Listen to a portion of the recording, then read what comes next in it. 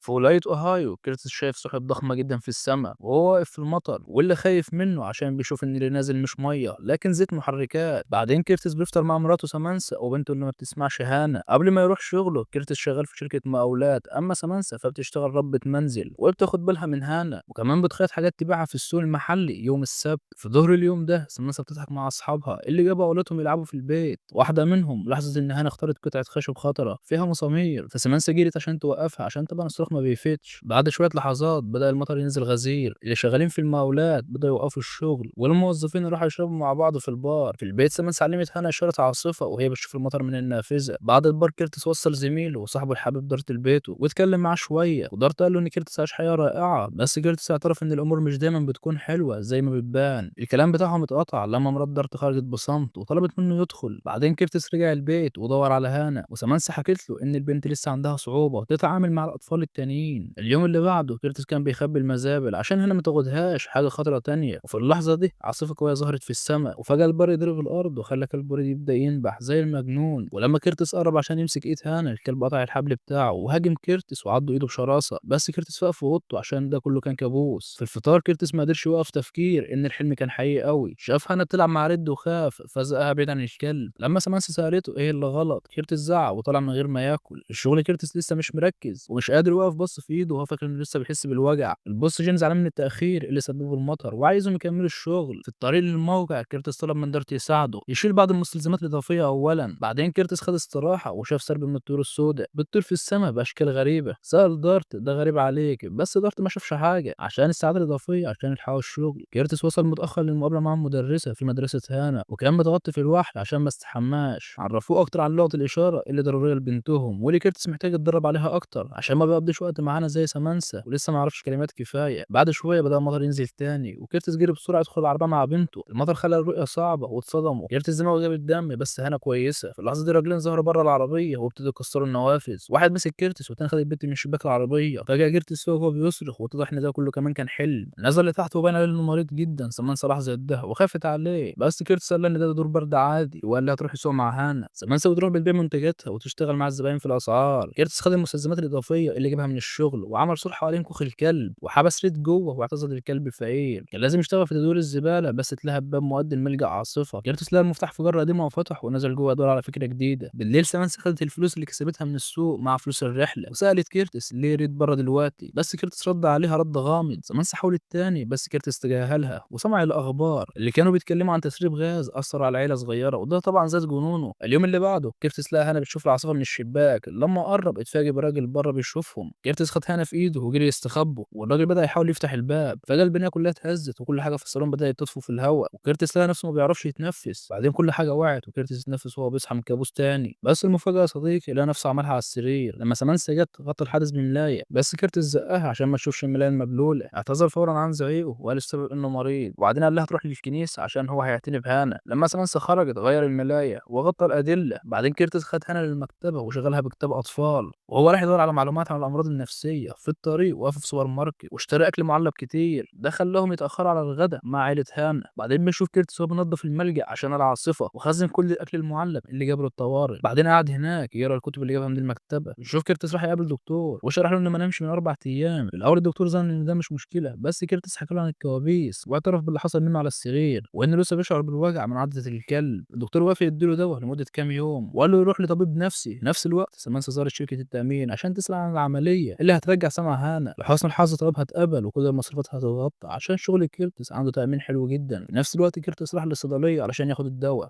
واندهش انه مش هيدفع فلوس كتير بفضل التأمين بتاعه. في الليلة دي العيلة عاشوا جو حلو علشان يحتفلوا بالخبر الحلو ده، بس كيرتس ما حكالهمش عن الدواء وهو بيستعد للنوم. سمانسا كانت بتنوي للرحلة عشان دلوقتي ما تقلقش على الفلوس. كيرتس دخل الحمام وخد الدواء في السر. الصبح كيرتس فتح عينيه وهو حاسس انه نام كويس، وسمانسا لاحظت انه بقى كويس. بس في الشغل كيرتس لسه بيحكي مع دارت عن الكمية المناسبة من الأكل اللي محتاجها في الملجأ، وفجأة سمع رعد في السماء بالرغم من إنها كانت صافية. سأل دارت بس دارت ما سمعش حاجة. كيرتس خاف جدا وجري لدان بوستر وبدأ يرجع وهو بيعاني من نوبة هلع. كيرتس طلع من الشغل وبدأ يحس بصعوبة في التنفس وهو سايق، فوقف العربية عشان يسيطر على نفسه. لما هدي لاحظ مكان بيبيع حلويات شحن فاشترى واحدة بيعمل بيها امتداد للملجأ. بعدين كيرتس زار أمه اللي كانت بتعمل تصرفات غريبة عشان واخدة دواء كتير. اكتشف إن أمه كان عندها انفصام في نفس السن اللي كيرتس فيه دلوقتي. كيرتس خايف إن نفس الحاجة اللي مع أمه تكون بتحصل ليه، فحاول يسألها أسئلة بس هي مش فاكرة حاجات كتير من السنين السنين الصعبة دي. كيرتس اتصل بالدكتور وشرح له إنه مش قادر يسوق لكولومبوس يقابل الطبيب النفسي، فطلب بديل. في الليلة دي حسب كل التكلفة اللي هيحتاجها الملجأ عشان يعملوا كربون كامل. الصبح راح البنك وقدم طلب قرض تطوير منزل من غير ما يقول لمراته. في الشغل كيرتس طلب من ضغط يساعده ياخد معدات من الشغل عشان يعمل الكربون، ده كان ضد القواعد بس دارت وافق يساعده. دارت قلقان وسأل كيرتس لو هو كويس. كيرتس طمنه إنه تمام. بعد الشغل كيرتس راح يقابل استشارية محلية وفسر لها كل نظرياته اللي مبنية على أبحاثه. الست شرحت له إنها مجرد استشارية فما تقدرش تشخصه ولا توصف له دواء، بس يقدر يتكلم معاها عشان تديله توجيه في أزمته. كيرتس بدأ يحكي لها عن أمه اللي في يوم من الأيام سابت العيلة ومشيت وأبوه هو اللي رباه هو وأخوه. بعدين لقوا أمه بتاكل زبالة فدخلوها مستشفى حكومي. كيرتس كمان بدأ يحكي عن أحلامه. في الليلة دي العيلة راحت لقاء تاني في المدرسة، وفي الطريق رجع كيرتس وقف العربية عشان شايف برق كتير في السماء بس عيلته لسه نايمين. محدش من السايقين كان ليه رد فعل وده خلاه يقلق أكتر على صحته النفسية. يوم السبت وأثناء ما سمانسا وهنا في السوق كيرتس ودارت بدأوا يشتغلوا في الملجأ. لما سمانسا جت وشافت كل حاجة زعلت وبدأت تزعق. زعلت أكتر لما عرفت إن كيرتس خد كارد وبدأت تصرخ وهي بتسأله عن كل القرارات الغريبة اللي عملها في الفترة الأخيرة زي إنه حبس ريد، بس كيرتس قال إن مفيش حاجة يقولها لها وطلع من الأوضة يشوف هانا. سمانسا انهارت. في الليلة دي كيرتس خد جرعة أكبر من الدواء. في نص الليل سمانسا صحت ولقت كيرتس بيعاني من تشنجات وعمال بينزل دم جنبها. اتصلت بالإسعاف فورا وما سمعتش لكيرتس إلا قال لي ده مش ضروري. بعد ما الباراميكس مشوا كيرتس حكى لسمانسا كل حاجة وأقسم إنه بيروح للاستشاري باستمرار عشان ما يسيبش عيلته زي ما عملت أمه. اليوم اللي بعد كده كيرتس وسمانسا خدوا هانا للمستشفى علشان يفحصوها وتم تحديد ميعاد العملية بعد 6 أسابيع. الشغل كيرتس راح يقابل جيم وطلب ينقل دارت من فرقته عشان مش عايز الدوام لصاحبه. جيم استغرب بس وافق وبعدين لاحظ إن كيرتس كان جاي متأخر فكيرتس فسر له إن ده سبب زيارات هانا للدكتور بس جيم حذره. بعد الشغل كيرتس راح للمتجر عشان يشتري ماسكات غاز اللي طلعت غالية جدا. في نفس الوقت مرات دارت حكت لسامانسا عن الشائعات بخصوص سلوك كيرتس بس سامانسا دفعت عنه واقسمت انهم كويسين. بعدين كيرتس كان شغال في الملجأ لما اخوه كايل جه قلقان من الحاجات الغريبة اللي سمعها من سامانسا. كايل قلقان على صحة كيرتس بس كيرتس اصر انه تمام وقال له يروح يزور امهم، وواضح ان العلاقة بين الاخين مش تمام. قبل ما يمشي كيرتس فكره ان كان بيدور على الكلب فطلب من كايل ياخد ريد. الظهر كيرتس دخل المطبخ ولقى سامانسا متغرقة من المطر. اتفرجوا على بعض شوية لما سامانسا فكرت تاخد سكينة بس ده كمان طلع حلم. في الفطار كيرتس ما قدرش يتخلص من الاحساس الغريب من الحلم، ولما سامانسا حاولت تلمس ايده كيرتس سحب ايديه. في اللحظه دي لاحظوا ان جيم واقف بره. كيرتس جري عشان يشوفه وسمع خبر وحش جدا. جيم اكتشف ان كيرتس خد معدات من الشغل وكذب عليه فقال له كمان شيل اسبوعين بس من التامين الصحي. دارت كمان اتفصل من غير مرتب لمده اسبوعين عشان ساعد كيرتس. لما كيرتس حكى لسامانسا الخبر ضربته بالقلم وخدت هنا ومشت من الاوضه. بعدين كيرتس راح يقابل الاستشاريه ولقى انها اتنقلت وفي استشاريه جديده. الاستشاريه الجديده عايزه تبدا من الاول بس كيرتس ما قدرش يحكي تاني عن امه ويضيع كل التقدم اللي عمله فخرج من غير ما يتكلم. كيرتس رجع الملجأ وواصل شغله. في نفس الوقت ده سماس بدأت تخيط حاجات لجيرانها عشان تجيب فلوس إضافية بس ده مش كفاية فاضطرت تجيب باقي فلوس الرحلة. في الليلة دي سماس حكت لكيرتس اللي فسر لها إن خوفه كان بسبب حلم وخدت عشان يوريها إنه بيحاول يتحسن. سمانسا أعلنت إنهم هيوقفوا رحلة الشاطئ ويستخدموا آخر راتب لكيرتس يغطوا فلوس شهرين وهي تأجل عملية هانا ولازم يركزوا يدوروا على شغل. سمانسا مستعدة تشتغل على مشاكلهم بس شرطها إن كيرتس يروح يتعالج عند طبيب نفسي حقيقي وكمان يحضر حفل العشاء في المدرسة عشان يتعامل مع عزلته. في ليلة الحفلة دارت واجه كيرتس ولام عليه انه انفصل من الشغل. كيرتس حاول يطلب يكلمه في مكان خاص بعدين بس دارت فضل يشتكي ان كيرتس طرده وانهم المفروض يكونوا اصدقاء. دارت اندفع وضرب كيرتس واخيرا كيرتس انفجر وزق الترابيزه على الارض وصرخ ان في عاصفه مدمره جايه ومحدش مستعد ليها. بعدين انهار وسمانسا استغلت الفرصه وخدته للبيت. بعدين كيرتس شاف هنا في نص الطريق وجري عشان ياخدها. في اللحظه دي ظهر سرب طيور في السماء وطارت باشكال غريبه واتجهت نحو كيرتس. كيرتس انقذ هانا وهما بيطيروا فوقهم. بعدين الطير طار بطريقه غريبه جدا وبعدين بدأوا يقعوا على الارض وهم ميتين. كيرتس خاف جدا وجري يدخل البيت ولما الموضوع خلص سمع صفارة انذار. رجع فوق واتضح ان الصفارة بتعمل صوت فعلا. المطر نازل غزير جدا فكيرتس خد عيلته وجري عشان يستخبوا في الملجأ. بعد ما قفل الباب طلب من الكل يلبسوا ماسكات اكسجين احتياطيا. بعدين ناموا وانتظروا العاصفة تخلص. بعد شوية ساعات كيرتس صحي وراح يبص من الباب ويشوف لو العاصفة خلصت ولا لسه لكنه بيحس بالعاصفة بره فرجع ينام تاني. الصبح سمانسا صحته وطلبت منه يفتح الباب عشان العاصفة خلصت. كيرتس اختلف معاها وقال ان لسه بيسمعها وطلب منها تلمس الباب عشان تحس بيها بس سمانسا ما سمعتش ولا حست بحاجه. كيرتس خاف ورجع ورفض يفتح الباب وقدم المفتاح لمراته. سمانسا رفضت تاخد المفتاح عشان كده هيبقى بيكبر المشكله وكيرتس لازم يواجه مخاوفه عشان يكون كويس لعيلته. كيرتس جمع شجاعته وفتح الباب اخيرا ولا يوم مش محل. الجيران كويسين وبنضف الارضيه اللي بوظتها العاصفه. بعدين سمانسا خدت كيرتس لطبيب نفسي. الطبيب وافق يديله دواء اكتر فورا وقرر انه محتاج يبعد عن الملجأ شويه وقال للعيله ياخدوا ايام راحه ويستعدوا عشان كيرتس هيتبعت لمستشفى متخصصه لحين ما يتحسن. ده معناه انه مش هيشوف عيلته شويه. اليوم اللي بعده الليله كانت على الشاطئ. كيرتس وهنا بيعملوا قلعه رمل. فجاه هنا عملت اشاره عاصفه وهي بتشاور على البحر. سمانسا جت وشافت ان المطر نازل زيت واللحظه دي العيله كلها شافت عاصفه سوداء ضخمه بتقرب منهم. كيرتس بص لسمانسا واللي هزت راسها بتاكد ان شايفاها هي كمان، وده خلّانا نتسأل هل أحيانًا كريتوس كانت نبوءة والّا مرض نفسي أثّر على مراته كمان؟ ولحد هنا بيخلص فيلمنا يا صديقي، لو عجبك الفيلم ما تنساش تعمل لايك للفيديو واشتراك في القناة وتفعّل زر الجرس علشان يوصلك كل جديد، أشوفكم في فيديو جديد، سلام.